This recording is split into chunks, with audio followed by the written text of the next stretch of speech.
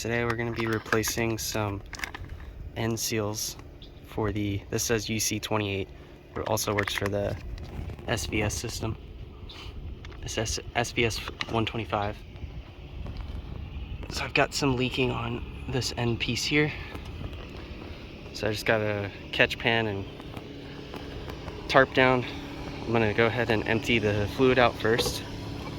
So you'll need some adjustables, pipe wrenches, just in case you can't get the end seals off. You'll need this pin wrench to get in here to get the old seals out. And then you need a 3/4, 11/16, and 5/8. So you're going to start by draining the fluid out of the bleed ports, just manually moving the cylinder side to side. And then I already went and pried the retaining washer off here. So you're going to loosen your seal first, or try to. Then you're going to go ahead and loosen this guy here, and then this guy here.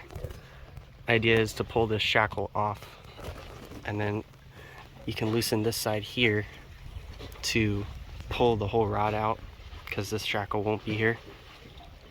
And then at that point you can get the seals off each end and then replace with your new ones. All right, let's get to it.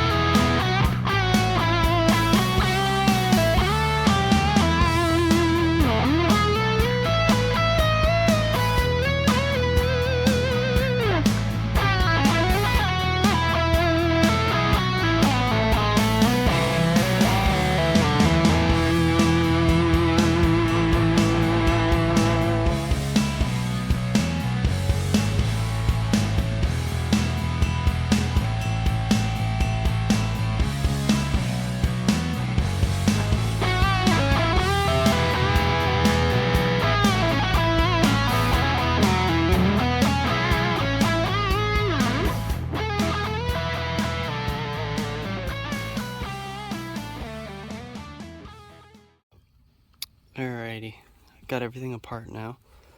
I also used the utility of moving these to allow the pin wrench to get in there a little bit. So here you can see I pulled this shackle off from this side.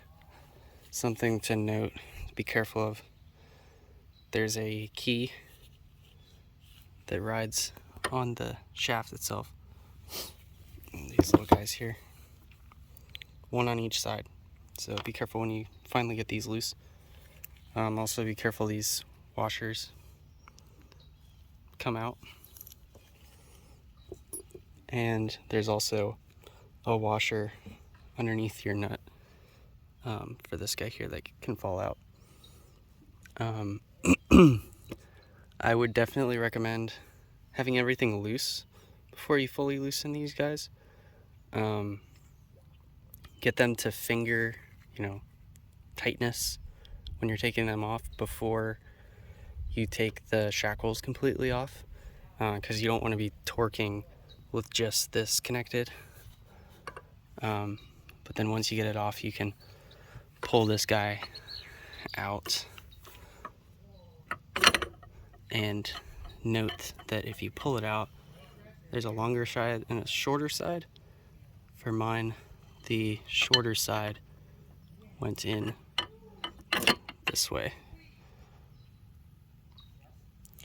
So I'm going to go ahead and clean up all the remaining fluid and any Loctite that was on the threads, and then go ahead and start putting it back together.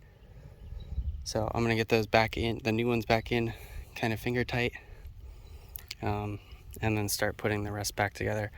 I'm going to Loctite these guys here, as well as a little bit on these threads. I'm not going to go crazy with it, and then I'm going to put a little bit of grease. I just have some marine grease, but if you have some better quality stuff, that'll work better on the seals and the O-rings on the seals.